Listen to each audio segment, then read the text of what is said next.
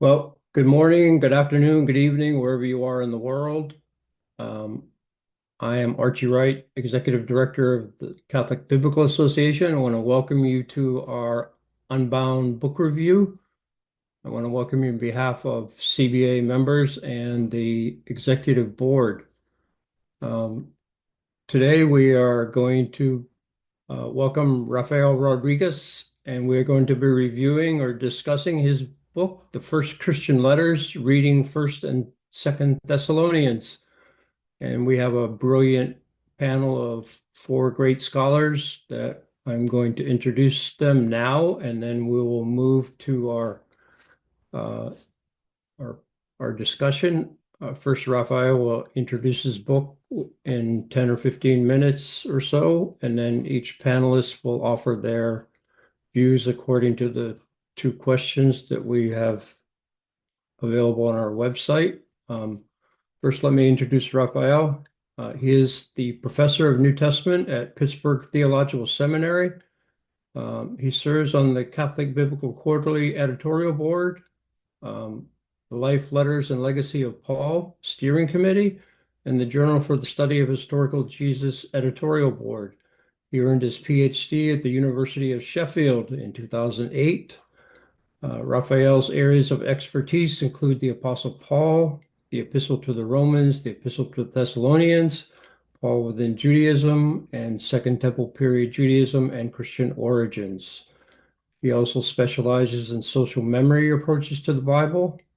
In addition to the first Christian letters, reading First and Second Thessalonians,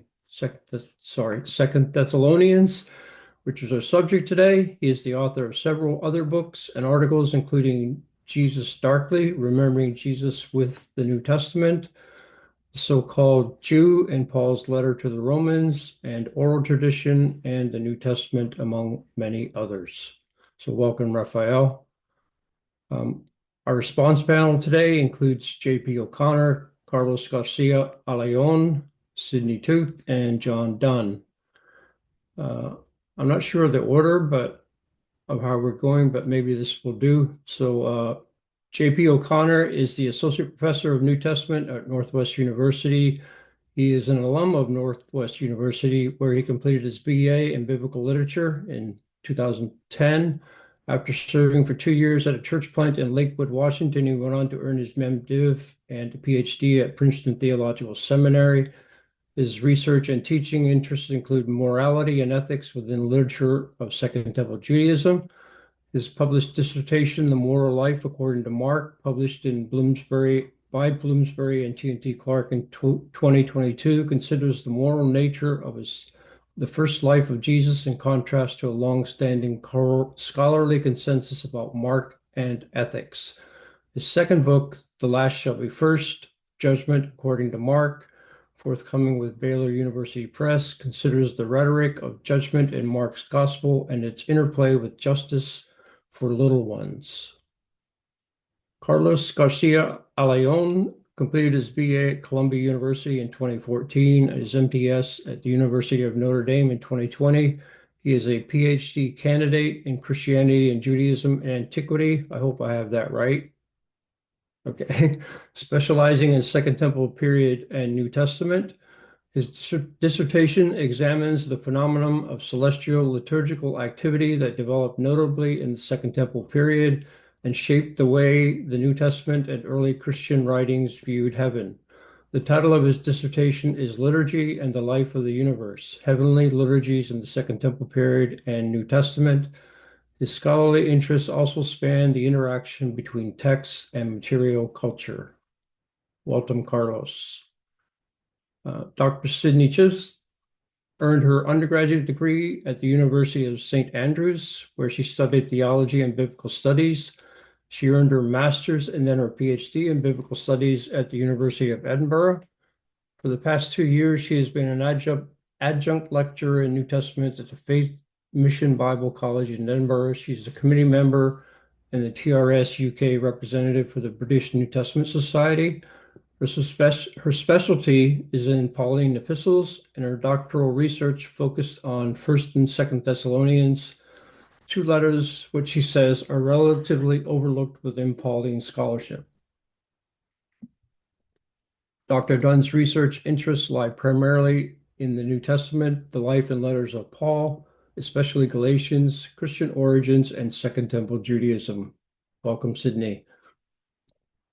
And our fourth panelist, Dr. John Dunn, earned his PhD at the University of St. Andrews and is the Associate Professor of New Testament and Director of the D-Min program at Bethel Seminary in St. Paul, Minnesota since 2017. John has a long list of publications, including Persecution and Participation in Galatians, Theology and Black Mirror, One God, One People, One Future, Essays in honor of N.T. Wright, and Ancient Readers and Their Scriptures, Engaging the Hebrew Bible in Early Judaism and Christianity. So welcome to our four panelists and welcome to Rafael. So I now turn it over to Rafael to introduce his book, and then we will advance with our four panelists. So welcome everyone and welcome to our audience. Thank you. Rafael. Thank you, Archie. And thank you everyone for coming. I want to start by thanking Archie and Joshua for this invitation, and to the respondents for taking the time to engage my work and for this discussion. I'm looking forward to the comments. So all of this is just really exciting and such an honor. So thank you. The first Christian letters began with conversations at multiple SBL meetings with Chris Spinks, a former editor at Whitman Stock, who sadly passed away in 2024. Chris was patient and persistent in encouraging me to consider writing for the Cascade Companion series over a number of years. And finally, in 2022, I suggested to Chris something on the Thessalonian correspondence. Chris supported the idea from the start, took it to his team, got a positive reaction. And so Chris encouraged me to think about the companion's audience in terms of his instructions were, imagine teaching a 6 to 8 week series at a local church, with an educated but not specialist audience. What would I want to say to that audience about these letters? Now, I knew I didn't want to write a traditional introduction to the Thessalonian letters, who, what, when, why, where, all of that stuff. And I wasn't looking to write a commentary on the letters. Instead, I wanted to think about why these most ancient texts, these oldest, the first Christian letters, should have anything meaningful at all to say to the challenges of the life of faith in the 21st century. Hence the description on the back cover. I won't read the whole thing, but it says, I wrote, these letters, rather than being an outdated part of Paul's collected letters, provoke us to throw ourselves into the great challenges of the modern world, to resist the temptation to repay, quote, another person evil for evil, end quote, and to, quote, pursue the good, both for one another and for everyone, close quote.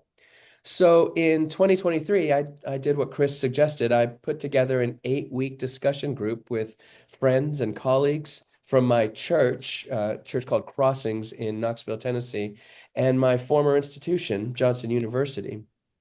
And we met every 2 weeks, every other week, over the summer of 2023 at Ebony and Ivory Brewing, which was just a fun place, trying to bring some diversity into the craft brewing space in North Knoxville. So every 2 weeks, we'd get together, have a few pints and some pizza, and talk about Paul and the Thessalonian letters. Those 8 sessions became the 8 chapters of the first Christian letters. After an original and hopefully readable translation of 1st and 2nd Thessalonians, the first chapter offers a pastoral, theological, and historical introduction to the letters, especially 1st Thessalonians. Pastorally, these are easily and often neglected letters, like junk mail. Theologically, they are literal mail, which early Christians came to read alongside, even as the scriptures.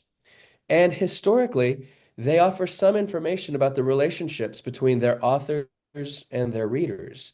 And that information that we get from the letters both nicely matches, but also rubs up against the account of Paul in Thessalonica that we find in Acts 17. So the first chapter hopes to equip readers of the book to approach these letters well, pastorally, theologically, and historically. The next three chapters pursue topics that are interesting, at least to me, both in Pauline studies and in the life of the church today. Chapter 2 discusses race and ethnicity as discourses of belonging and differentiation. How do race and ethnicity provide narratives that bring us together, but also narratives that we use to differentiate ourselves? Chapter 3 focuses on family as the site where we become human, but also as a challenge to being a human. Anybody with a family probably has some experience with that. And chapter 4 addresses questions of ethics as the challenge of living together amidst all of the difference that is being human.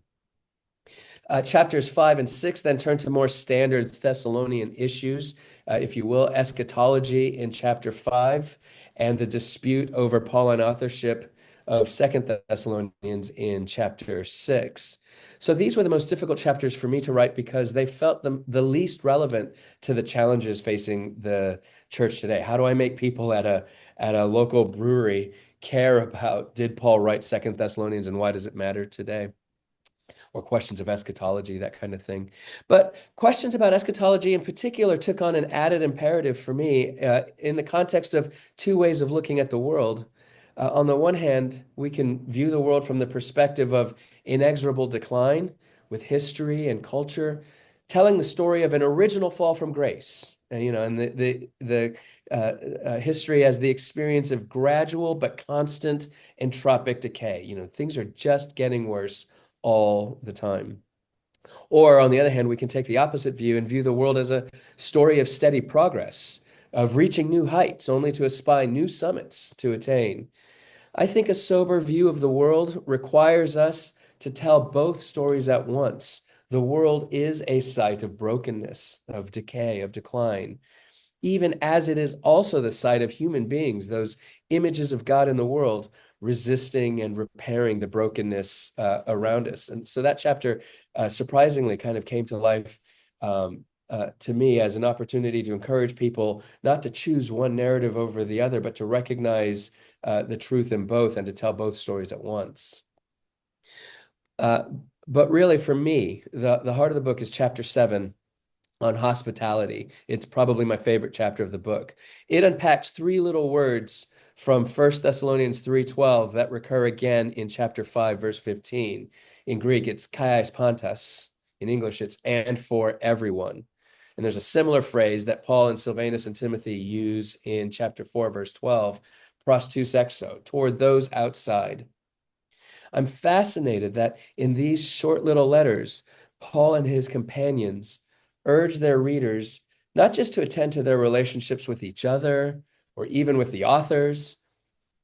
Paul and Silvanus and Timothy instruct the Thessalonians to turn their ethical endeavors, their agape, their love, or their agathon, their good, toward those outside the people, outside the family, outside the congregation of followers of Jesus. So if there's any kind of prophetic call to the church in this book, it's in the call in chapter 7 to become again a hospitable people, something I think the church needs to recover and regain. And then the last chapter surveys, as so many last chapters do, the discussion up to that point and prepares readers to finish the book. So we return to a post-industrial world, a world with wonders that Paul could not have imagined, even if he knew that 2025 would actually be a year, would actually be a thing. In our anxiety, or at least in my anxiety, over the failure of the wisdom of the 21st century, it might be tempting to assume that we've outgrown the wisdom of the first century. But I want to suggest another possibility that maybe, perhaps, amidst the dizzying spin of tighter and tighter news cycles, it may just be helpful to hear a voice from outside our maelstrom, reminding us of our obligations to live into the love and goodness we want to receive from others. So that strikes me as a bit shorter than I was supposed to be, but that's my introduction to the book. Hopefully, it gives people who haven't had a chance to read the book a sense of what the discussion as a whole is trying to do. And I look forward to seeing where the respondents engage and dip in. So thank you for listening. Great, Rafael. Thank you. That was a really good introduction to the book and its setting of where it came from. Thank you. That was really helpful. Um, we're going to turn now to JP and hear his comments on the book. So, JP, you're on. Yeah. Hey, yes. Thank you so much for the introduction, Rafael. Appreciate it. It's always so wonderful to hear where books come from. And so that was really helpful. I want to begin by saying it's such an honor to be here with such prestigious company in order to review this wonderful book. I want to begin my time by just offering some praise of the book and then direct us to these more guided questions we were provided. So, Raphael uses the analogy of junk mail, and he confesses to us that while he has written an impressive full-length monograph on Paul's Romans, co-edited a volume on the same letter, and published a number of essays and peer-reviewed articles on the Apostle to the Gentiles, the short letters of 1st and 2nd Thessalonians were, as he says, easy to ignore. I appreciate the confessional tone and honesty that fills this work. Raphael writes with a contagious curiosity, inviting his readers to consider for themselves weighty matters in Pauline scholarship, such as eschatology and authorship, but to do so free from the constraints of sometimes intractable scholarly assumptions. This is where the brewery is such helpful context to where this arose. In the chapter on authorship of Second Thessalonians, for instance, the reader is left weighing the evidence for and against Pauline authorship with the encouragement that this document may serve as, quote, an important reminder that what we have received from the past can provide a sure footing for facing an uncertain and present or future, end quote. In dissecting Paul's eschatology, Raphael reminds us that parousia, a term often hijacked for certain dogmatic theological positions, means, quote, presence as opposed to absence. Or as he states elsewhere, quote, the renewal of the world and not, quote, the beginning of the end of the world. I like that. Raphael then leaves the reader to ponder the differences between various eschatological positions, ultimately offering us a gentle encouragement toward, quote, amillennialist instincts. I'm happy to report that some of my students who adhere to premillennialist dispensationalism will be assigned this chapter in my class on Paul in the fall semester. Additionally, this book rightly invites the reader to consider narratives of belonging alongside complex issues of race and ethnicity in the United States. Along these lines, Raphael suggests that, quote, we can find in Paul a model of openness to others as others. Paul does not expect or require his readers to become just like him. In short, we can learn from Paul how to learn from others. Lastly, I was inspired by the origin story of this book. Raphael informs us that teaching an intro class on the New Testament prompted a fresh translation of these ancient letters. The result is nothing short of refreshing. The choice to leave Parousia untranslated highlights, almost in a jarring way, how important this dense and complicated term is to these letters, and at the same time demystifies or entangles this term from some forms of evangelical dispensationalist teaching. Let me give you an example. This is 2 Thessalonians 2, 8 and 9 from the ESV translation. And then the lawless one will be revealed, whom the Lord Jesus will kill with the breath of his mouth and bring to nothing by the appearance of his coming. The coming of the lawless one is by the activity of Satan with all power and false signs and wonders. Now, because of how I was raised, I cannot not think about Kirk Cameron or Nicolas Cage here. Some of my students likely confess the same. Now, here is Raphael's fresh translation. Then at that point, the lawless one will be revealed, whom the Lord Jesus will destroy by the breath of his mouth, whom he will abolish by the appearing of his parousia, whose own parousia will be the result of the working of Satan, with every miracle and all kinds of signs and false wonders. Similar to his later story in the book about Fanny Kimball and the relativity of one's time and place, by leaving the term parousia untranslated, Raphael inserts guardrails for us that provoke the reader to think twice, not only about the original meaning of this term, but also about the strangeness of the time and place in which Paul writes. For these reasons and more, I think this book makes for an excellent companion for those studying Paul at all levels. So now I want to turn to these questions we were provided. The first being, how does Paul's reflections in the letters to the Thessalonians shape the first century social boundaries? So one area in which I was hoping to see a little more discussion in this book that I'd like to draw our attention to is the nature of a potential guild in Thessalonica. One plausible theory is that this Christ group at Thessalonica belonged to a guild or association of hand workers before encountering Paul's message. One might consider evidence from 1 Thessalonians 4:10 through 12. Paul here makes this appeal to mind your own affairs and to work with your hands. Such an appeal is not, as I've heard in some churches, biblical evidence for the so-called American dream. Rather, Paul is making an appeal to a guild who works with their hands to avoid stirring up further controversy among members within the same guild. In Longnecker's assessment, the situation in Thessalonica comprises perhaps only a couple dozen people, and it's one of, quote, interassociational public disputes. So on a college campus where I work, one might imagine an eruptive split with a sorority or fraternity in which members have taken to public spaces, such as the dining hall or a sprawling campus lawn, to settle their disputes. An internal matter, turning semi-public, could invite scorn upon the tradition and the name of that particular fraternity. So in Thessalonica, to shield this Christ group from negative PR, Paul prefers that the Thessalonians simply mind their own business. I wonder if this observation might add further texture to Raphael's otherwise brilliant chapters on hospitality and Pauline ethics. Furthermore, for the church today, which is hopelessly divided, politically especially in the United States, how might these letters speak to unity as a witness to the surrounding world from this context? Raphael states on page 67 that, quote, the ethic of the Thessalonian readers includes love for each other, living peaceably with others, attending to their own affairs, working with their hands, and conducting themselves with decency, end quote.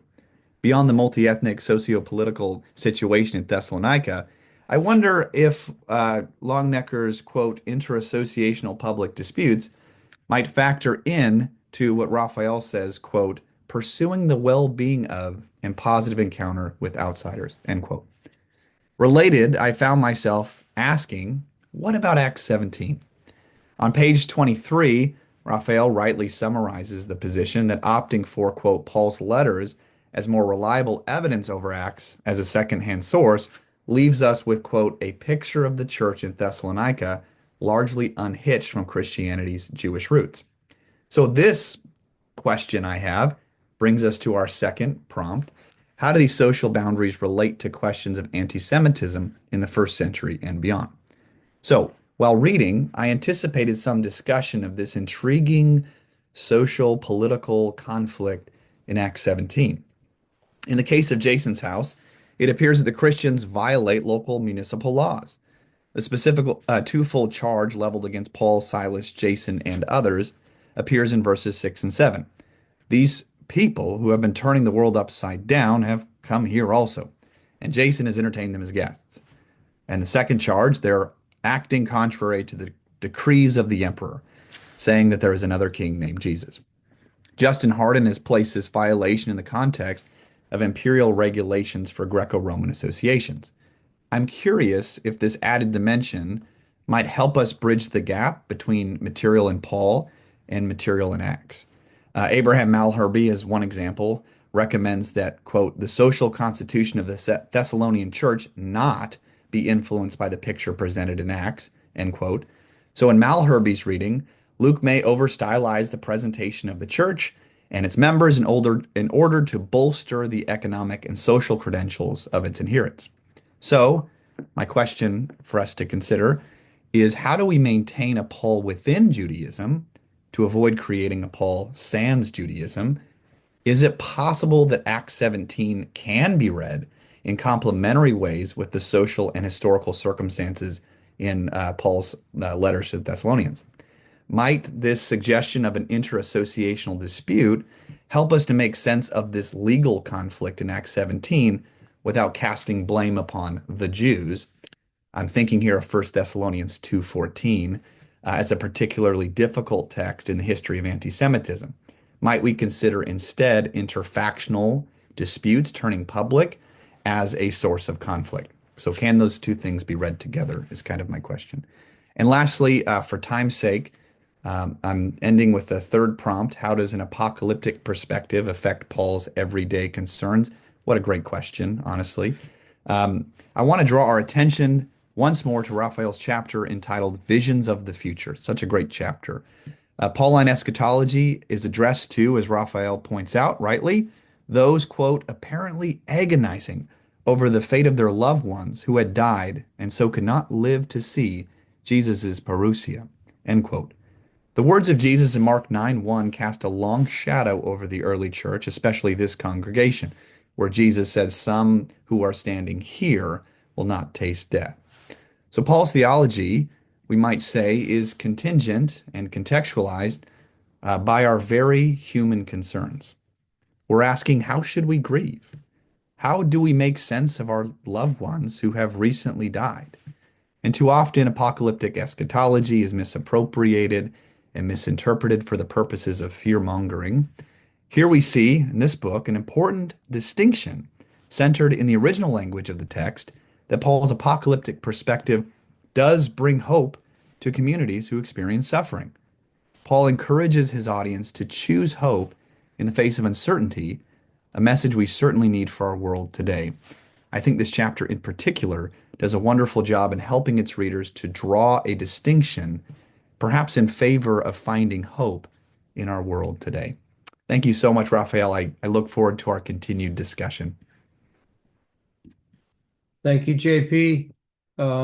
You raised some really good points for discussion, and Raphael's, I saw him feverishly taking notes, so it should be a really good discussion. Carlos, I'm going to turn it over to you now for your discussion. Thanks for being here. Wonderful. Well, first off, thank you, everybody, CBA, for the invitation to reflect on this wonderful piece of scholarship. So, with those, I'll just begin my remarks. First and foremost, I want to congratulate Rafael for producing an eminently readable and erudite work that is capable of putting the many complexities of First and Second Thessalonians and its scholarship in conversation with our modern world. I was especially struck by the many touch points to popular culture in the work, including a reference to Frozen 2, and the way that Raphael exposed correspondences between our world and the world of Paul, while respecting the distinctiveness of each. Raphael's overarching view of Scripture as a, quote, fixed point anchored in something solid, end quote, reminds us of the value of reading ancient texts in order to cut across the noise of our own modern existence, whether one is a person of faith or not. Given the guiding questions provided, I will forgo the traditional overview of a book review. Given also my own interests and area of research, I will especially focus on the third question, quote, how does an apocalyptic perspective affect Paul's everyday concern and our own? I will funnel aspects of the first two questions on ethnicity and social boundaries through this discussion. I will end with raising some questions that arose while engaging Raphael's book. First, I found Raphael's discussion of apocalypticism in the letters compelling, especially since the topic can seem so obscure, bewildering, and often, frankly, irrelevant for many modern readers. What are we to do with the view that we are, quote, to be caught up together with the raised dead in the clouds to meet the Lord in the air? Question mark. Raphael insightfully puts his finger on the underlying human anxiety about the future that animates apocalyptic theologies, helpfully suggesting that these same anxieties are alive and active today. These are often expressed as over-optimism or over-pessimism, and Raphael urges his readers to indulge in neither, but rather to adopt a balanced perspective while focusing on the ethical imperative of doing the right thing. For Raphael, apocalypticism and ethics are tightly interwoven.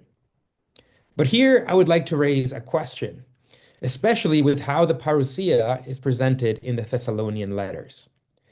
One of the underlying argumentative threads throughout Raphael's work is that the letters reveal a world of reshaped social boundaries, such that Paul, a Jew, is capable of calling the ex-pagan pagans brothers and sisters. In the hospitality chapter, Raphael highlights the three easy to overlook imperatives to do good always to everyone, even to those beyond the in-group. Additionally, he also emphasizes how this newly inscribed social order did not erase ethnic markers. This meant that the ex-pagan pagans could remain other in relation to the Jews, yet they still formed one cohesive community with them. My question arises when considering the treatment of the outgroup in the apocalyptic passages in the letter. Specifically, commentators often draw attention to the highly dualistic worldview that is generally adopted by apocalypticism. Such dualism features strongly in the sectarian writings, for instance, and Raphael rightly notes the intriguing terminological overlap between the Qumran community rules and 1 Thessalonians 5:5 in using terms such as sons of light and sons of darkness. Such dualism has often been studied in the social organization of the Qumran sectarians using Mary Douglas's grid group theory, in which many scholars would place the sectarians in the high group, high grid quadrant. This implies a highly structured and hierarchical group with strongly defined boundaries, where members derive their identity largely from their place in the group. Although we might not classify the Jesus-following community in Thessalonica in the same way as the sectarians in Douglas's Greek group theory, certain aspects of Paul's apocalyptic vision might suggest more strongly defined social boundaries in the community. Specifically, I am left wondering how Raphael might reconcile the ethical imperatives to do good beyond the in-group and the deeply othering aspects of Paul's proposed eschatology. In 2 Thessalonians, for example, Paul assures the community that God will make right with those that are persecuting them. And here I quote using Raphael's translation of the text, and to repay you who are afflicted at the revelation from heaven of the Lord Jesus with the angels of power, with a burning flame, giving vengeance to those who neither know God nor obey the gospel of our Lord Jesus, who will pay the penalty of eternal destruction, which comes from the presence of the Lord. That's 2 Thessalonians 1, 7 through 9. Further on, to those destined for destruction, quote, God is sending them an agent of deception so that they will believe what is false, and everyone who did not believe the truth but found pleasure in injustice will be condemned. 2 Thessalonians 2, 11 through 12. Note here the remarkable eschatological vision of the cosmic battle, encapsulated perhaps most clearly in the war scroll from Qumran, but which is also found in Revelation. Admittedly, this strong militaristic language is found mostly in 2 Thessalonians, while the eschatological vision of 1 Thessalonians omit this entirely. Though note the fleeting reference to God's wrath in 5:9, in which Paul writes that the community, as sons of light, has not been destined for destruction. So here the apocalyptic differences between 2 Thessalonians and 1st is especially intriguing for me. With this, I want to put my finger on a tension within the text. On the one hand, the outward turn of the apostle to the Gentiles allows Paul to write that he had even shared his own self with the Thessalonians because they had become so dear to him. Ethnic othering is not operative at all in Paul's apostolic journeys, as Raphael notes. At the same time, the apocalyptic theology and the expectation of the eschatological conflict against the sons of darkness exerts pressure so that although social boundaries have been redefined, they nevertheless remain clearly marked, perhaps even more so. Thus, my question is, how do we hold these two forces in tension, and what were its effects on the group dynamics of the early Christian community? If othering on the basis of ethnicity has been renegotiated as the result of Paul's missionary force, It would also appear that it has been recast along an apocalyptic framework. Such clearly marked boundary lines might perhaps best explain the harsh treatment of the one who disobeys. Um, quote, take note of that person and do not associate with them, so that they might be ashamed. This is reminiscent of the harsh treatment of the dissident in other Pauline and Deuteropauline literature, such as 1 Corinthians 5, in which a sexually immoral man is to be handed over to Satan for the destruction of his flesh, so as to be saved in the spirit in the day of the Lord, or Titus 3:10, in which a person who has been warned twice and still has not heeded is to be shunned. Thus, how might the moral imperatives of apocalyptic theology identified by Raphael and the openness of Paul's mission be qualified with such a view? What are its implications for the present day church and present day readers? I leave the question open for the discussion that follows. I will just add one more point to my reflections here. I will conclude by considering the modern day apocalyptic concerns as invited by the guiding question.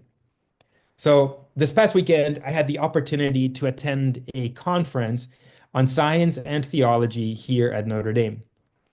One of the keynote speakers was a decorated NASA astrophysicist, Dr. Jennifer Wiseman, who took us on a journey of the universe using the latest images from the various telescopes she works with. One of the most fascinating parts of her lecture, however, came when she commented that while people are often obsessed with questions about the universe's origins, for her as an astrophysicist, the more interesting question is actually, does the universe have a future? What does it tend to? It is a well-known fact that in some long distant future, 5 billion years or so, the sun will die, and so will all life on Earth. Additionally, one of the leading scientific theories is the Big Freeze, in which, as the universe expands, galaxies move farther apart. Over time, stars burn out, and no new stars form because the matter is too dispersed. Eventually, galaxies become isolated from each other.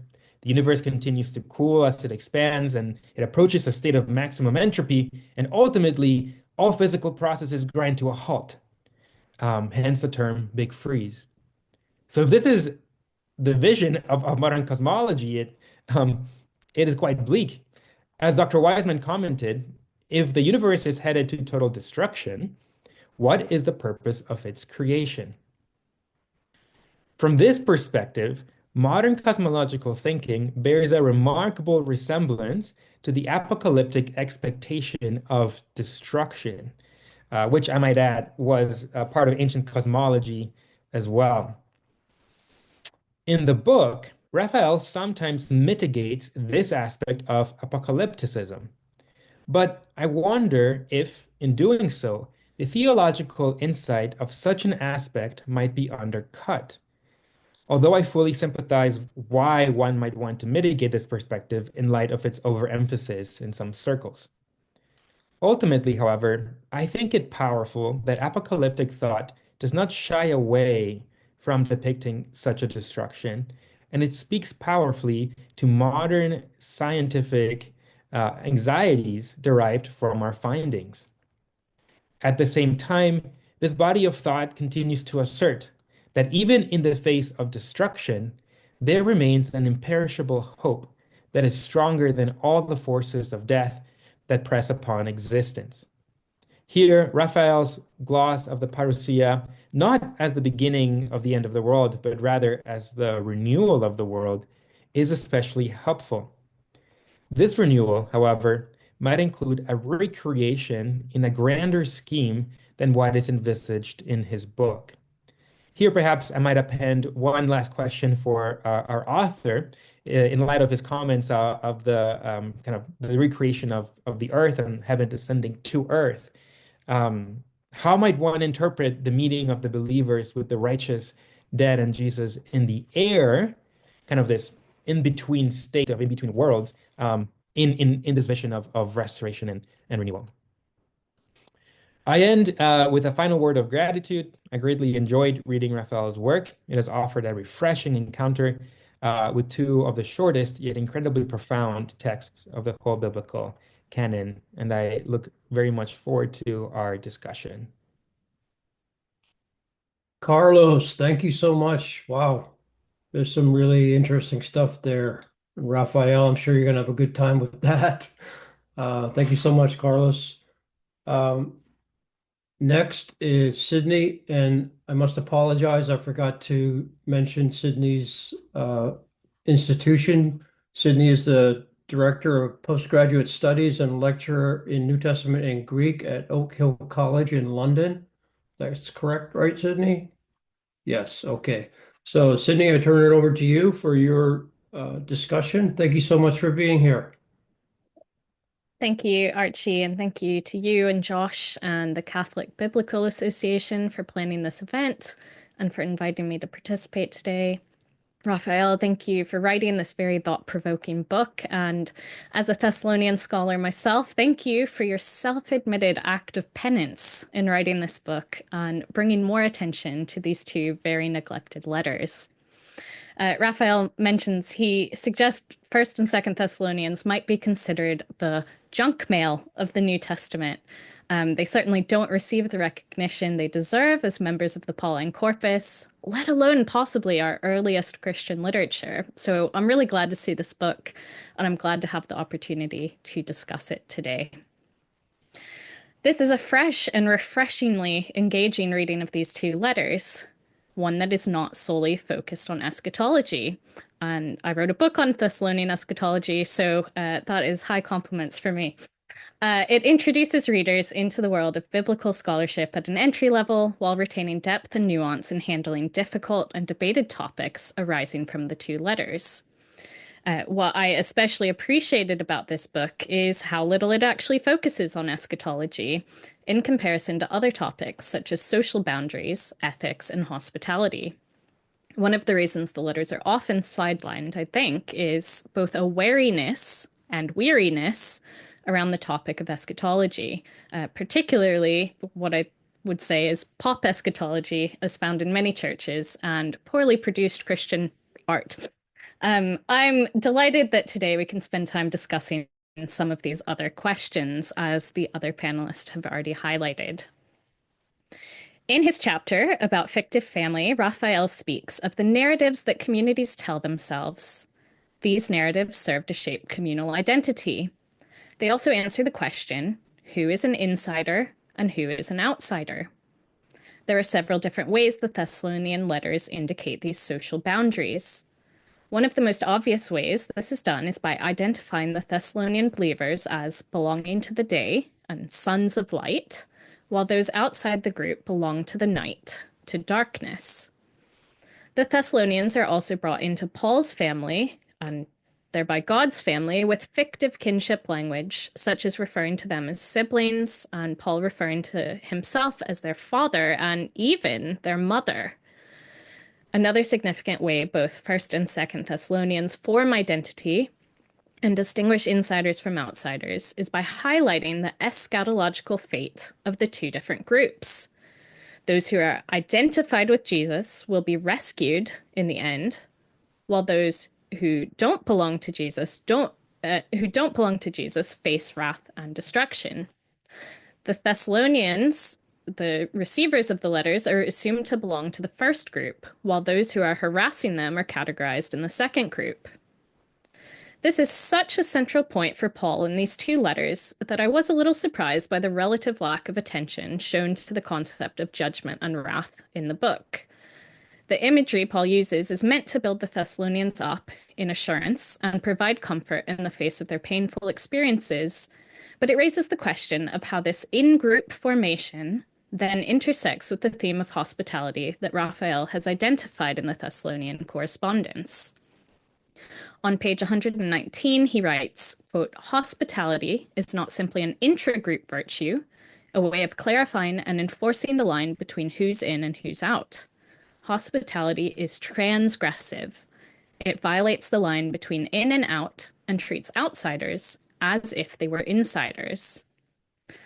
As he's mentioned, Raphael picks up on three words in 1 Thessalonians 3:12, the "and for everyone," and 5:15, where they're commanded to pursue the good both for each other and for everyone, to support his point about this wide and transgressive hospitality. My question, similar to the one Carlos has just raised, is can these two emphases stand together? And if so, how? If part of the way Paul forms identity in these letters is by classifying those harassing them as those who will experience wrath in the end, who belong to the darkness, then this seems it could be inconsistent with a radical hospitality aimed towards these same people. This is something I'd love to touch more on in our discussion time, as I've been thinking it over since reading this book. Another thought-provoking point of the book is that Paul preaches an inherently ethnic message, calling ex-pagans into a life of worship of the Jewish God. On page 25, Raphael explains, there's a fundamentally ethnic component to Paul's commission to preach the gospel of Jesus Christ. He is not simply an apostle sent out into the world. He is the Jewish herald of a Jewish Messiah, sent out to nations that are not Israel to call them from their impotent worship of impotent gods to serve the living and true God. Given the way Christianity has developed into a mainly Gentile movement, this is perhaps one of the most challenging points for a modern reader to get their head around, and also one of the most significant for contextualizing Paul's statements in 1 Thessalonians 2:14-16, which have often been read as anti-Semitic by both Jewish and Christian interpreters. How do social boundaries in the letter help us think about this? As mentioned already, throughout the Thessalonian letters, Paul regularly distinguishes people by their eschatological fate, and those who will face wrath are those who reject and impede the gospel message from progressing. In 2:14-16, we find a comparison between the pagans who are harassing the newly converted Thessalonians and a group of Jews who did not follow Jesus, who had likewise persecuted their fellow Jews, who had become followers of Jesus. The point is not that Jews killed Jesus and so face wrath as a whole.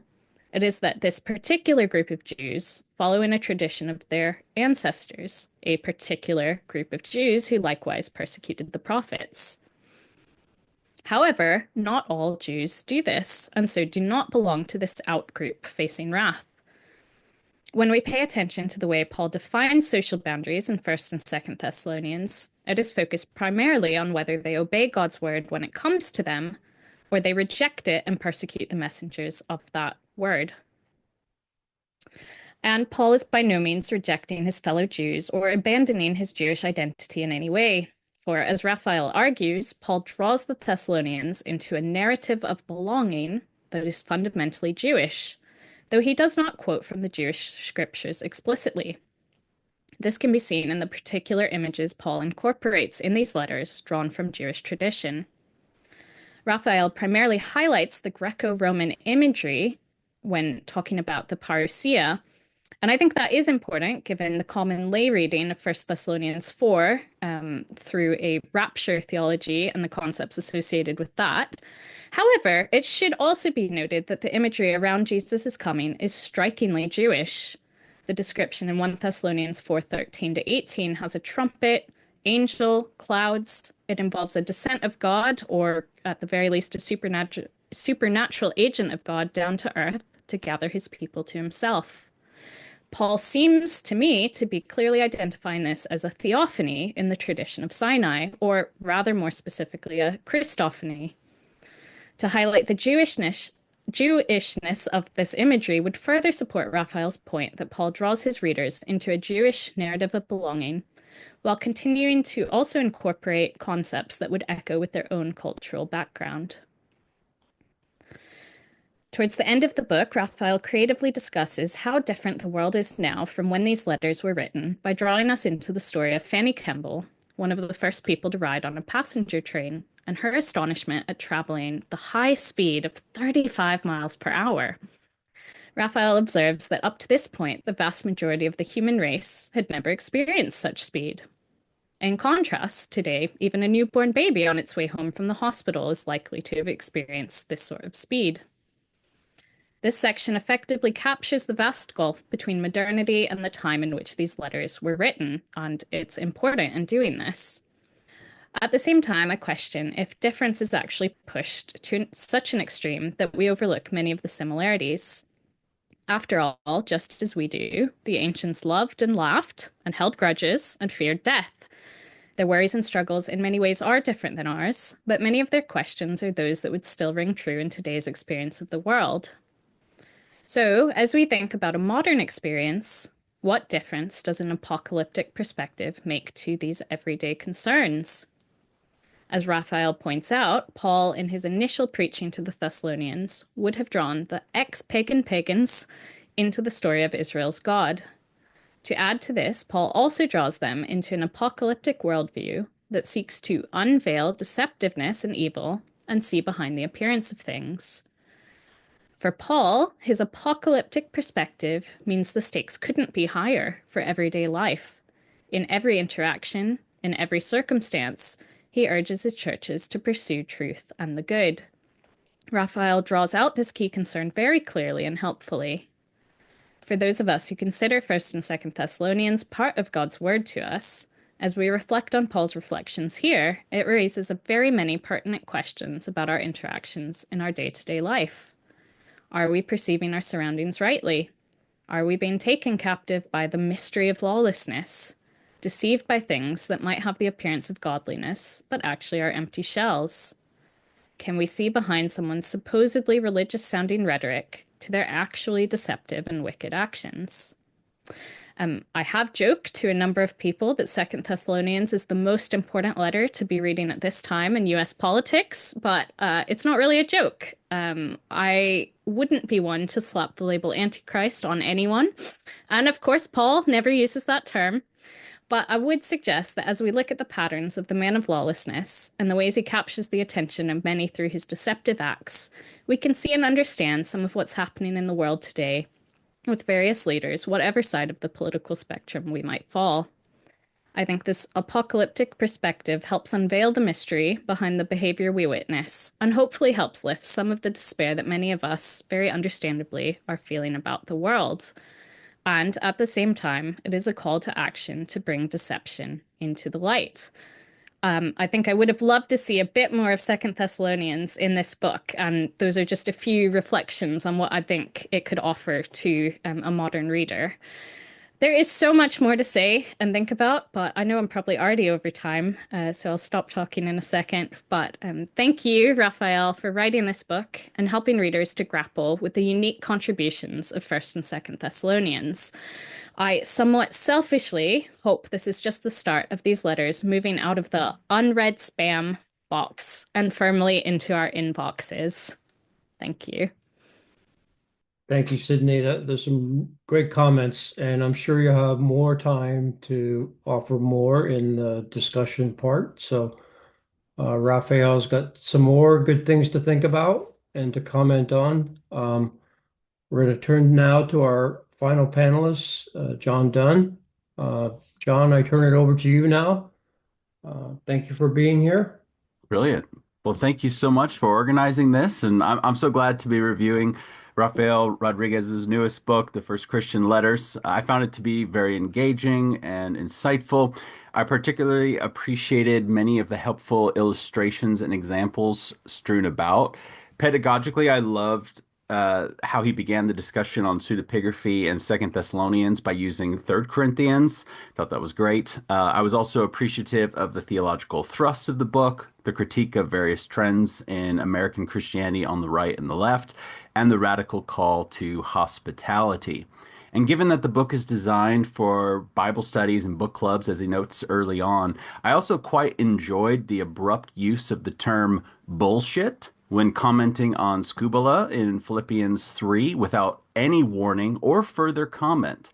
But as much as I appreciate a little scandalous use of profanity in a book on sacred matters, I must say that I don't think bullshit is quite right here. There's a colloquial nuance to bullshit that means something is a lie or false, but that's not what Paul is saying. The fact that he was circumcised on the 8th day is true. He wasn't lying about being a Pharisee, and so on. Instead, he is saying that these important credentials are very real and true qualifications that he had, but are inferior to Christ's. Thus, a better rendering would be that for Paul, those things are now dog shit or even rat shit, meaning that they are of lesser quality to Christ. Perhaps someone with less sensitivity to scholarship promoted by Paul within Judaism might even take Paul to mean that they are all jack shit compared to Christ, with the emphasis being that all those things are nothing compared to Christ. I also enjoyed the way that Dr. Rodriguez handled some of the classic interpretative matters that needed to be navigated, even when I understand these texts a little bit differently, like what it means to acquire or control one's skeuos in 1 Thessalonians 4, the meaning of the potential interpolation in 1 Thessalonians 2, 14 to 16, and its kind of potential for anti-Semitic rhetoric, and the text-critical matter of whether Paul compared himself and his entourage to infants in 1 Thessalonians 2, 7. The last of these three, I'd like to just offer a quick comment on.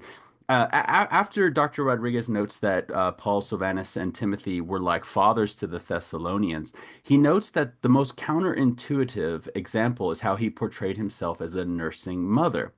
But in fact, I would contend the most counterintuitive would be if he presented himself as an infant too. Dr. Rodriguez explains the text critical issue and opts for the translation of gentle. And at the end of the day, even if gentle wasn't the word that was intended, it's most likely the meaning of the metaphor of infant, anyways. So it doesn't make a big difference. Although I would have liked to see how portraying the apostolic team as infants might have contributed to Dr. Rodriguez's discussion on the social dynamics of the family in 1 Thessalonians further. I would like to add that I'm glad to be reviewing Dr. Rodriguez's book because I'm contributing to the next book in the Cascade Companion series on the reading of New Testament texts, mine being on Galatians specifically, due out later this year.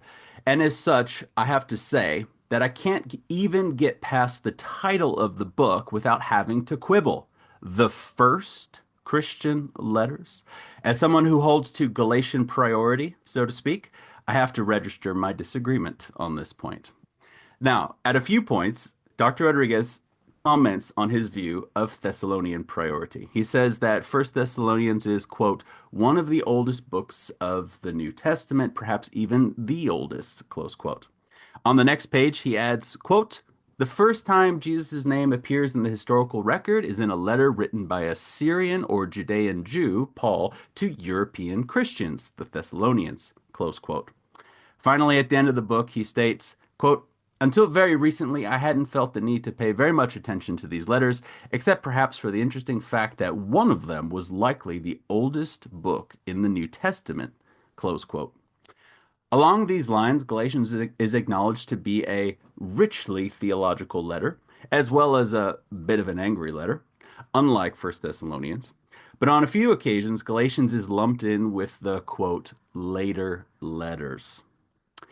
Now, Dr. Rodriguez does not explicitly argue for the priority of 1 Thessalonians, nor does he defend that position that the other letters are later. This is something that's mostly assumed, but the implicit argument for priority and primitivity in the book revolve around eschatology and apocalypticism on the one hand, and the social boundaries between Jews and Gentiles on the other, which relate to our prompts for this review panel. It's often thought that Galatians is later than 1 Thessalonians because there is a sense that the imminent expectation of Christ's return has waned, or at least is on a trajectory of waning by the time that Galatians is written. Yet, I would contend that imminence is not a good metric here if we take the occasional nature of Paul's letters seriously.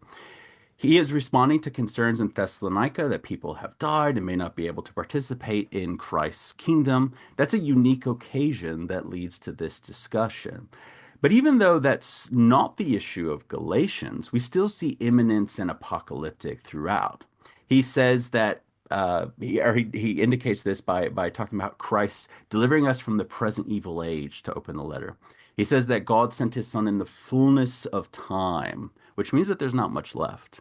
He says, as we have time, let us do good to all, especially to the household of faith. And he concludes by saying, with the time that's left, taking tu loipu as a genitive of time in 6:17, with the time that's left, let no one cause me trouble, for I bear on my body the marks of Jesus. Furthermore, there's also multiple references to final judgment. In 5:10, Paul speaks of his opponent bearing the judgment. He talks about people bearing their own load in 6:4-5, and he talks about reaping and sowing in 6:7-9. And I would contend for a few other allusions as well.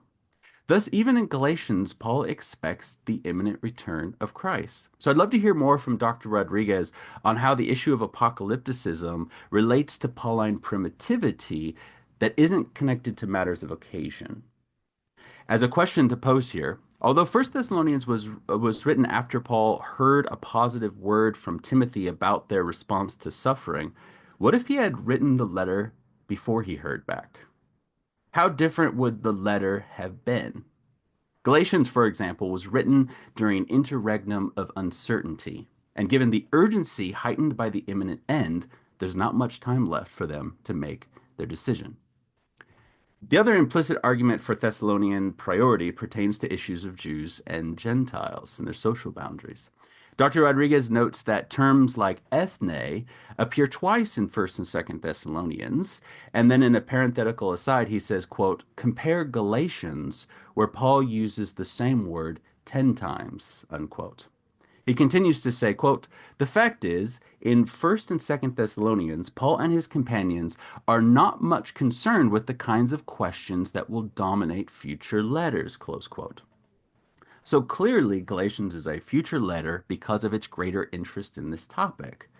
But if all of Paul's letters are occasional, then can this really be evidence of primitivity? For example, 2 Corinthians uses ethne only once, Colossians only once, and across the 3 letters of the pastorals, ethne occurs only 3 times. Moreover, Dr. Rodriguez acknowledges that issues pertaining to ethnicity still matter for 1st Thessalonians. In chapter 3, Dr. Rodriguez argues that Paul's adoption logic in Romans 8 and in Galatians 4 in particular must have been worked out early. He says, quote, though Paul does not use the word adoption in 1 Thessalonians, the adoption narrative we saw in Romans 8 is implicit in and evoked by the references to Israel's God as our Father, close quote. Here, Dr. Rodriguez is referring to the way that God as Father language is relevant to those who have turned from idols, i.e., Gentiles, and so there must be an adoption logic already at work. But this is an admission that creates some distance from saying that Galatians must be late given Jew-Gentile social dynamics. So I'd love to hear more from Dr. Rodriguez on how the issue of Jews and Gentiles relates to Paul's development of thought that, again, isn't related to the occasion of the letter. In my view, neither of these are good matters to make a case for a letter's priority, either letter's priority. What we need to base priority on is actual chronological evidence, which Galatians 1-2 provides. If Paul had already been to Thessalonica before writing Galatians, he would have, and I contend should have, mentioned it, because one of the points of his autobiographical argument is how little time he spent in Jerusalem and how far away he was from Jerusalem. Thessalonica would make that point even more definitively. In the end, I am very appreciative of this opportunity to review Dr. Rodriguez's book. I found it to be quite compelling, accessible, and challenging, and I'm honored to be included alongside him in the same series and to be a part of this delightful CBA panel today. Cheers. Thank you, John. Rafael, you're going to have to do some arguing, but just kidding. All right, so we're going to take a short 5-minute break. Then we'll give Rafael some time to gather his thoughts, and he will have opportunity to respond to the panelists after our break, and then the panelists will have opportunity to respond to Rafael's comments, and then we'll open it up to our virtual audience with questions and comments that they have. So we will return at 11:09 Eastern Time. So we'll see you shortly. All right. Those of you who weren't here for the first half, you have missed out on a great conversation, and hopefully you'll be able to pick it up in the second portion. And we're going to start out with Rafael responding to our panel's comments, and then we will give our panelists an opportunity to respond to Rafael's comments, and then we'll open up to a discussion that we will invite our virtual audience to submit questions or comments to the panelists and to Rafael. And hopefully, I know we will have a good discussion just from the comments that the panelists made. And I saw Rafael writing down many notes while they were talking. So, Rafael, I'll hand it over to you to respond or as best you can. I know that was a lot of good comments and a lot of questions in a short period of time. So you're on. Thank you, Archie, and thank you, JP, Carlos, Sydney, and John. I'm floored by the level of engagement and by the discussion. I will admit to some trepidation since there was no communication between us beforehand. I was prepared for anything from wild acclamation, which is nearer to virtual vegetables being tossed in my direction, or even fecal matter. And I'm just really pleased with the discussion and the insight. At the same time, I feel a bit like I'm standing a bit too near and directly in front of an open fire hydrant, and a lot has come at me. So I'm afraid I'm probably going to miss some very important things. But just working through my notes, JP's comments on the work on guilds, associational guilds, and kind of the sociology of the communities, or the community of Christ followers in Thessalonica. I think all of this is just incredibly fascinating work, from Richard Askoff's work, Longenecker's work, Anders Runeson's work on voluntary associations, and the light that these kinds of ideas can shed on early Christianity in general, but particularly on the Thessalonian letters, is well worth pursuing. In terms of the discussion, the relationship between the letters and Acts 17, one of the things that I find most intriguing is that, and here I think Askoff's work maybe is very helpful, but maybe forces us into an either or discussion that I kind of want to avoid, which is that we're not left to choose between a model of associational, guild kind of associations and Jewish influence synagogues. That synagogues, and this is not controversial, that synagogues represent a kind of association. And of course, guild associations are not, professional associations sans religious commitments and expressions, and rights, and interests and whatnot. But that cult, that sacrifice, and association work hand in hand.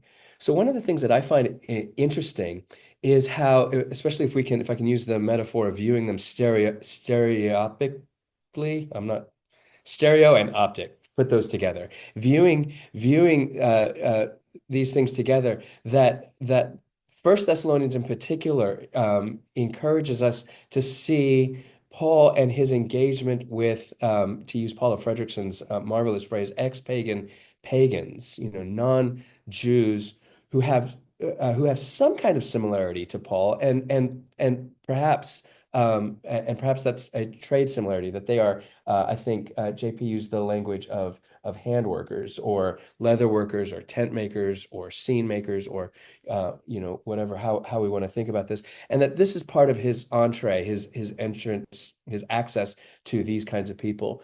Richard Ascoff's theory that Paul seems to have converted a trade guild, I think is fascinating.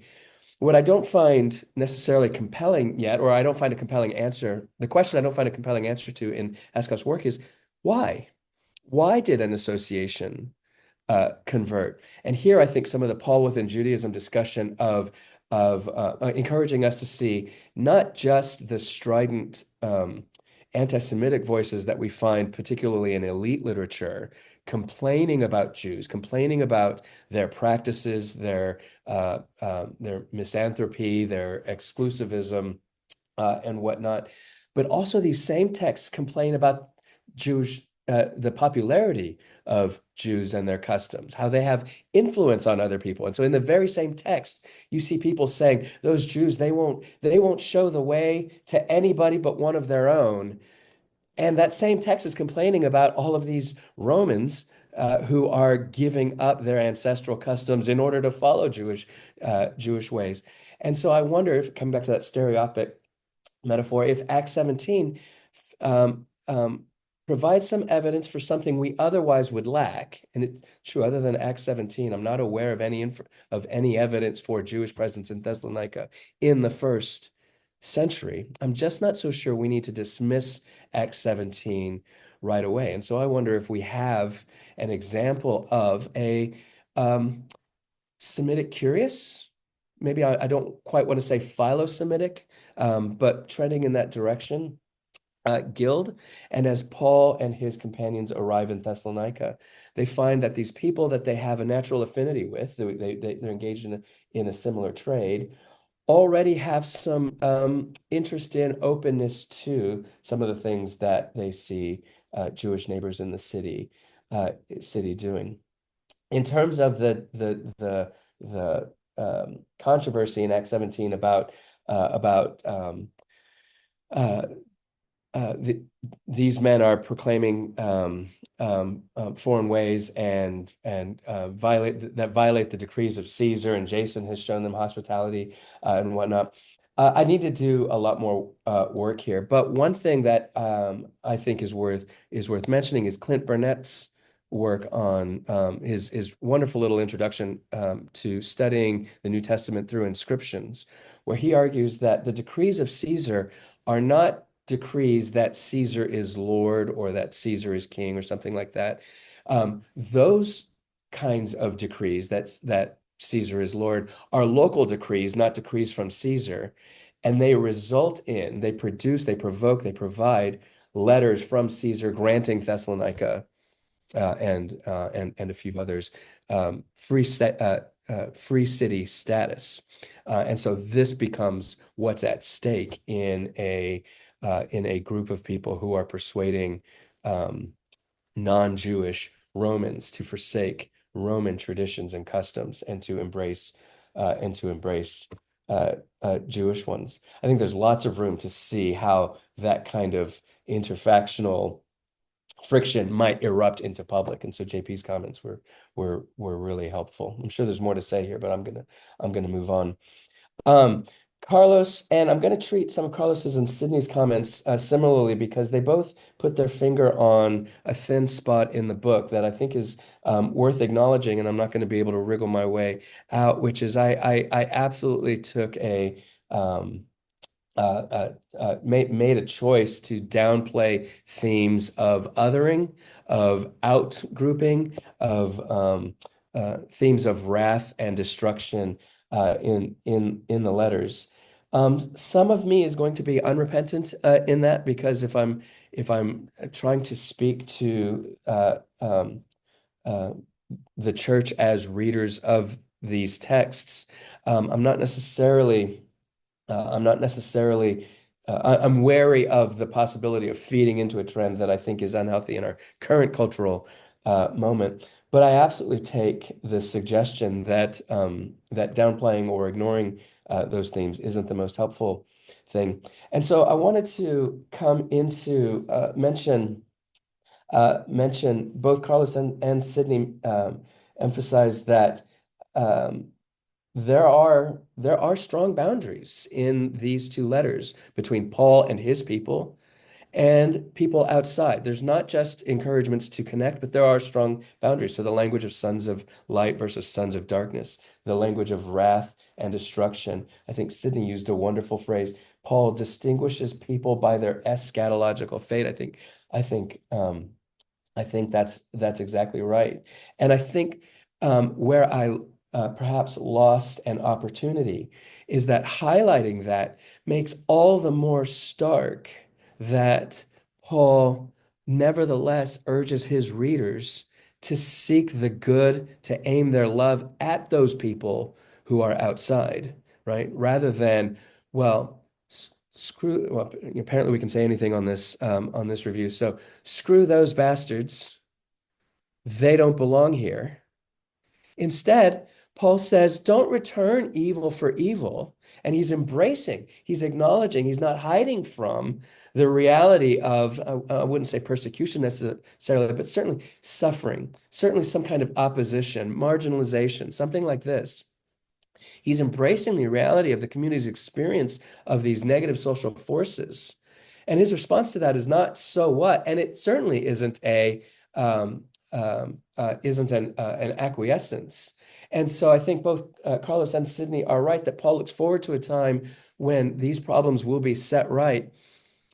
And maybe even there's a little bit of there's a little glint in his eye, maybe a little bit of a smirk in the corner of his mouth, maybe a little bit of glee that these things will happen, particularly in Second Thessalonians, where there's a little bit more willingness to describe, to remain in, to meditate on the coming wrath and destruction and punishment of the enemies of the people.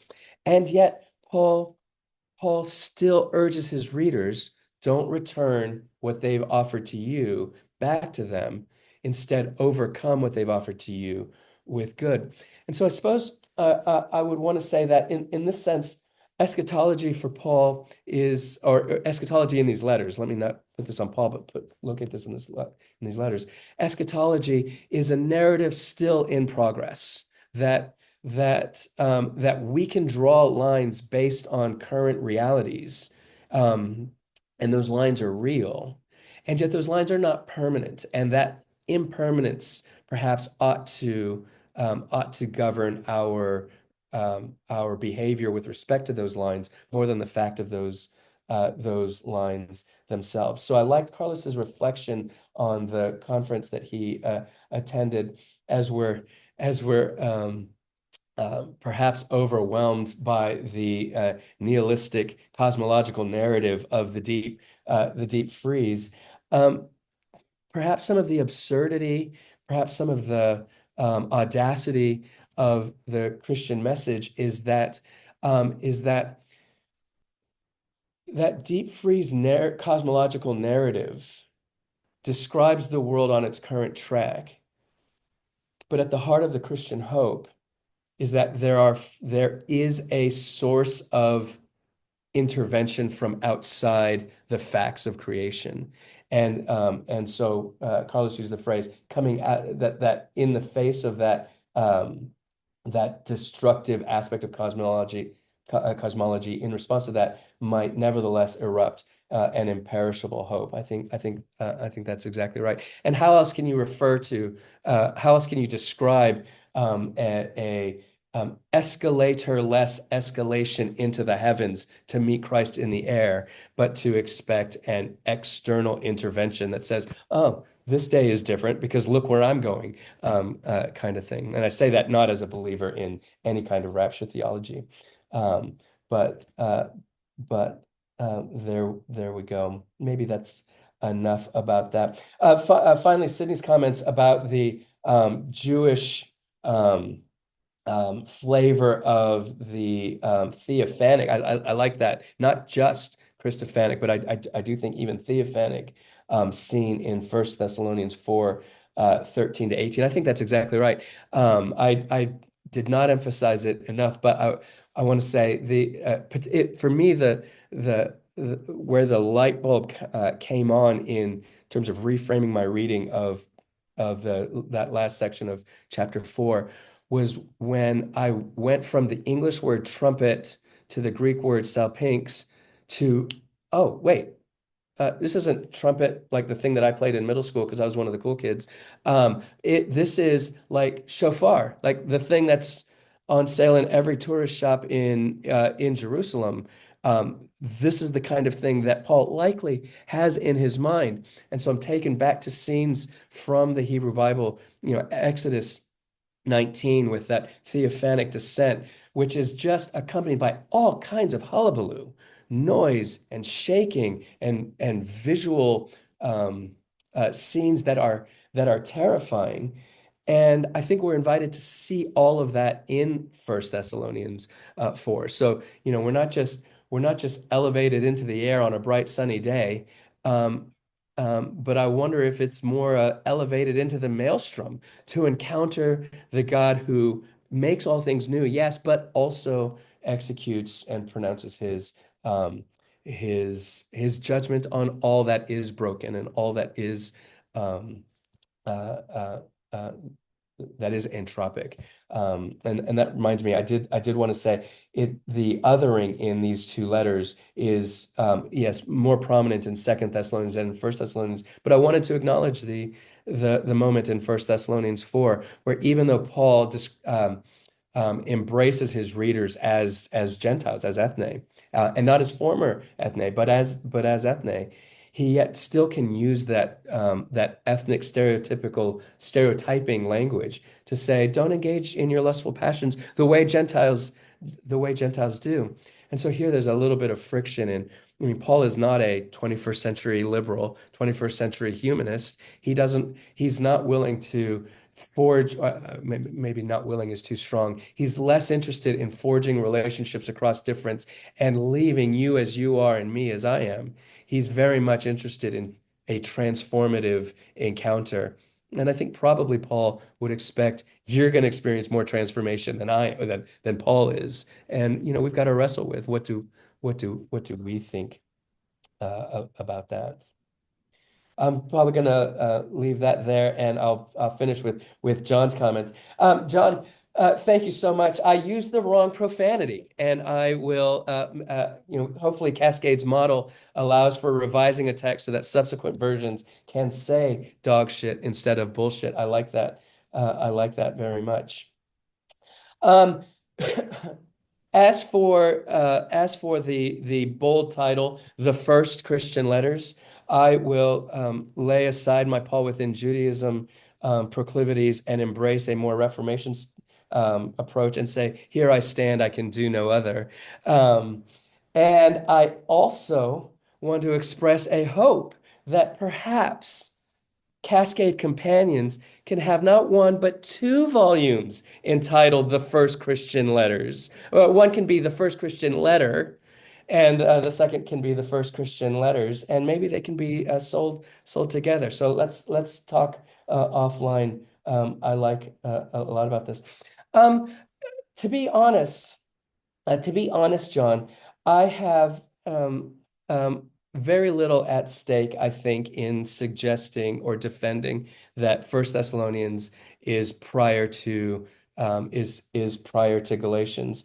I will confess that I accept this as a scholarly position much more than I argue it, as you noticed and as you noted, and so I even might push back a little bit, or maybe just slither out of the hole that you're putting me in when you suggest things like that I suggest Galatians is later than First Thessalonians because of its theological development and its comparative focus on ta ethne as compared to First Thessalonians. I don't think the relationship between the differences between these two letters and their dating is causative, but I do think they're correlative. if First Thessalonians, so let me start that way. Let me just say, if First Thessalonians is earlier than Galatians, what I want to do is I want to resist some of the trends that I see in scholarship to read First Thessalonians on its own terms without knowledge of later letters, as if the author of these letters and his thoughts wouldn't move in that direction. And I do think there's something helpful about seeing where early ideas will end up leading. It's not inevitable that First Thessalonians is going to lead to Galatians or First and Second Corinthians or Romans, but they do. And so when you see language like in First Thessalonians 1:9, Paul describing his readers as those who have turned from idols to the living and true God, and you see language describing God as our Father, despite that very difference between Paul and his readers, because Paul certainly never turned from idols to the living and true God. And yet, despite that difference, God is in some sense our Father. There's no, if we only had First Thessalonians, I would never mention adoption. But because I have later letters, I at least have Romans, which is later, and even more so if Galatians is earlier. Paul has this cultural analog, this cultural practice near to hand that can describe how does somebody whose family features look so very different from mine descend from the same parents or belong to the same parents in this new time, and so I just find it very difficult to talk about the dynamics in the letters without bringing in that gorgeous imagery of adoption from what I would say are those older letters. I think you're exactly right, John, that apocalypticism and imminence are poor metrics for dating. I mean, I just come back to whatever you think of the chronology of Paul's letters. Revelation is later, and Revelation is an incredibly imminent text. I think we have the same problem when, for those of us who do a lot of work on the Gospels, and we place Mark and then Matthew and then Luke and then John, and then we say, oh, look at John's high Christology. Look at Mark's very much messier earthly Christology. And so John must be late, Mark must be early. And I come back and I say, Paul is at least as high as John, and he's earlier than Mark. So none of this is helpful. I think you're exactly right to push that. So I would slither out of your hole just by saying I don't think that the relationship between these things are causative. If I give the impression that Paul's imminent apocalypticism in First Thessalonians or his focus on ethnic questions in Galatians are a basis for chronologizing these letters in this direction, I apologize and repent and flagellate myself appropriately. But I think I'm going to stand with, I do think these are earliest letters. What I find really intriguing, let me just say this is a slightly heretical point. No swearing, I promise, Archie. Slightly heretical point is what I wonder is maybe Galatians is earlier than First Thessalonians. What I find really intriguing is what if James is earlier than either of these letters? And that's just something that I think is worth considering, but maybe not today. So thank you, everybody. All right, thank you, Rafael. So panelists, you have opportunity now to respond if you wish. Perhaps, Sydney, you have something to say about the dating of the letters since you.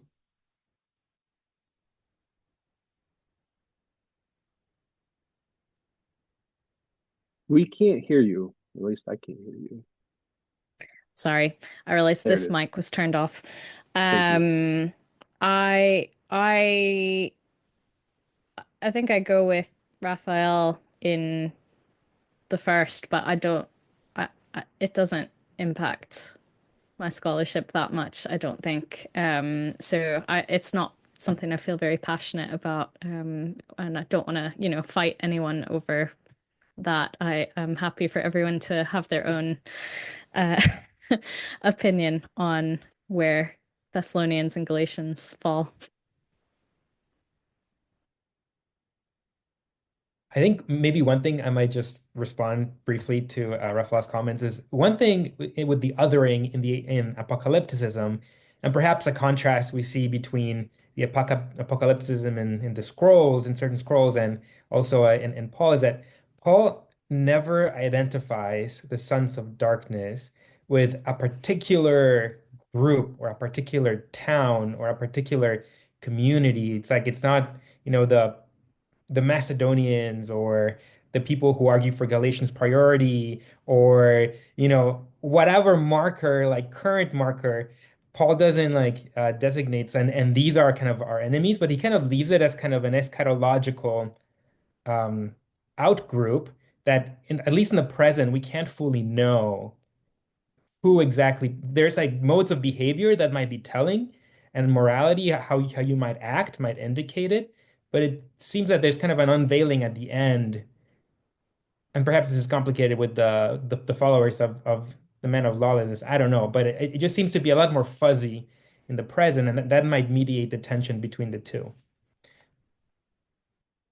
I do think I was thinking about when you were responding about like eschatology for Paul being a narrative still in progress, that we can like that there's lines that we sort of draw, but they're impermanent, they can change. I think that's how I have taken how Paul uses a lot of the imagery in First and Second Thessalonians is like a warning. And so it is a warning of, okay, if you're in this camp right now, this is your fate. And I think like chapter 3 of Second Thessalonians brings that out where you get verse 14. Don't associate with anyone who doesn't obey our instruction. But then verse 15, yet do not regard them as an enemy, but warn them as you would a fellow believer. And I think that, Rafael, that's the tension you've rightly highlighted of, I think JP and I have talked about this. We're like judgment fans. But um, I think that like I noticed that lack in the book, but then you really helpfully, as I was reading it, drew out the other side of that, of the actually what is Paul urging his readers to do, not to then act evilly, but to overcome evil with good. So it's both sides of those. And yeah, I really appreciated your reflections on that. I was just going to add, since Sydney brought up judgment, I often think about the relative size of this group. I like to ask students, like, how big do you think this group is? And they're like 1,000, you know. And it's like how Nicholas Walterstorff encourages us to read Joshua. You know, it's like there's this violence, but if you think of it as like a smaller marginal group, maybe operating with a degree of exaggeration, we're never going to win this fight, but let's really stick it to them. And you sort of have these really violent metaphors. I found myself considering as you were responding, Raphael, um, the relative size of this group, the potential fragility of this group, and the use of violence for a group that could peter out in 2 years.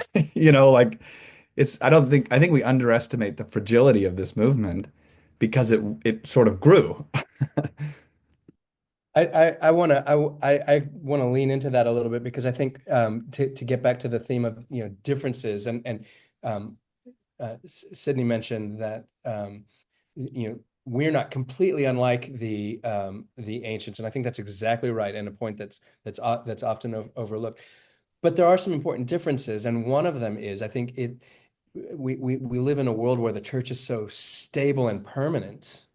I think that it is easy to miss that we are talking about a very marginal group, maybe dozens, maybe less than dozens, maybe 20, people. And John's question: What if Paul had written First Thessalonians before he heard back from Timothy? It would have been a much more anxious letter. And so, yeah, it's really worth considering. Yeah, thank you.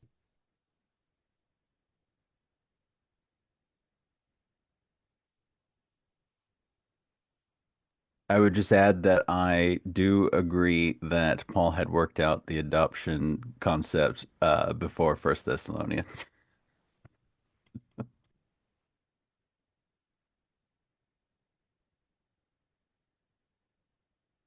So Sydney brought up the man of lawlessness, right? So what do you think Paul's purpose was in raising that persona?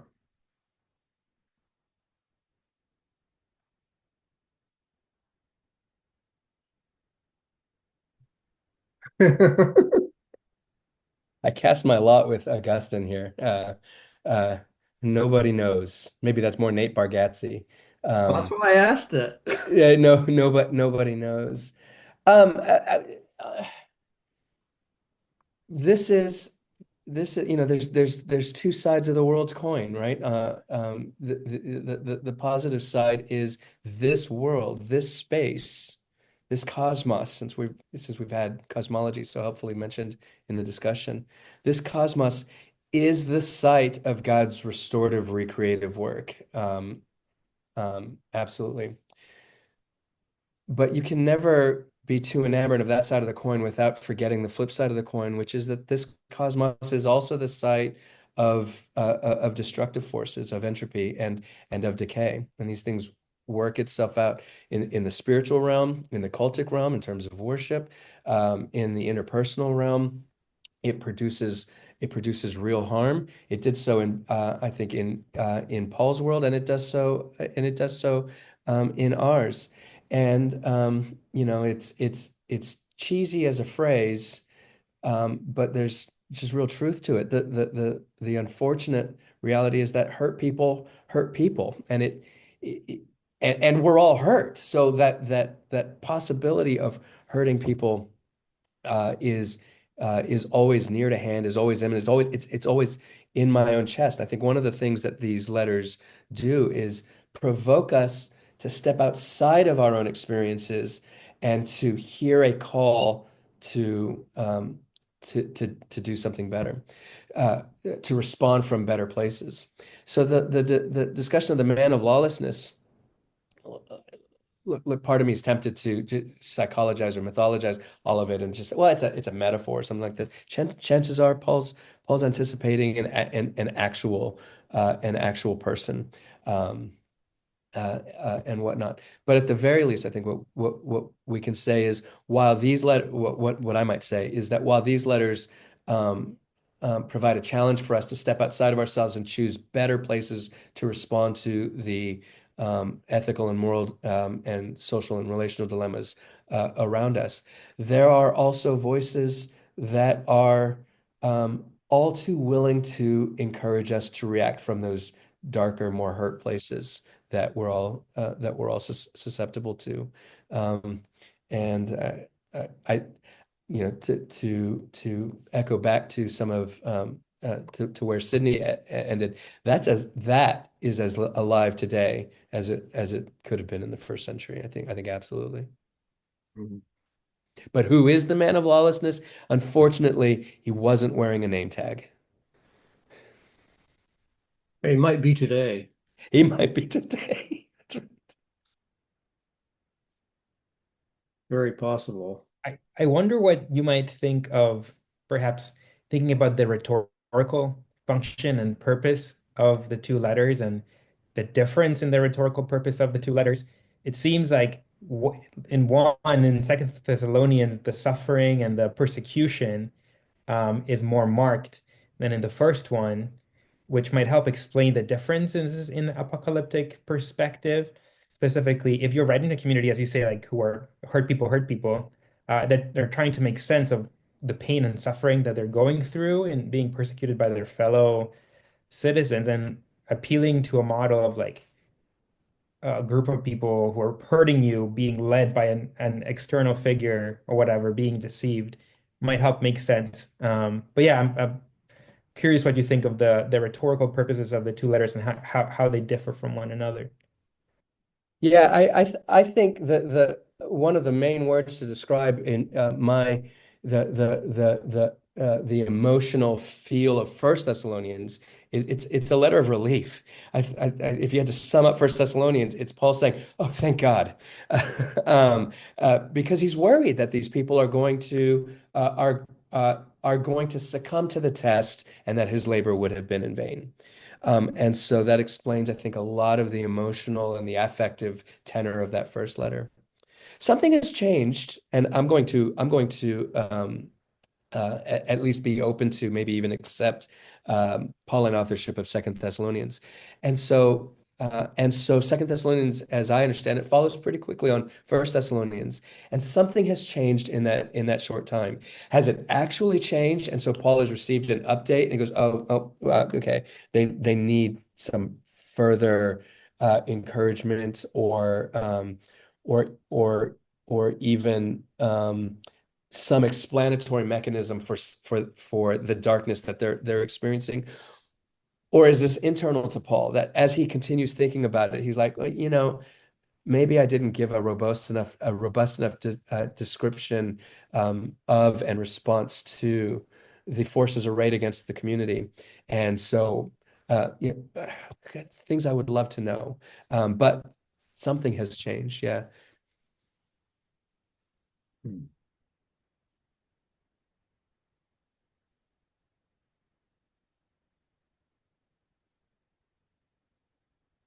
Others?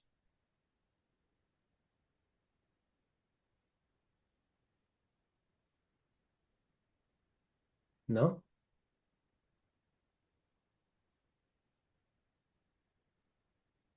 All right. Well, let's thank Rafael for his fantastic book and discussion. Thank you also to the panelists. Great work, everyone. Thank you for taking out the time out of your schedules to be here. I mean, it's a lot of work to be here for 2 hours and also to take the time to work through the book. And Rafael, especially you for writing the book, even though you had to spend all that time in the brewery. I'm sure that It was, was labor. It was labor.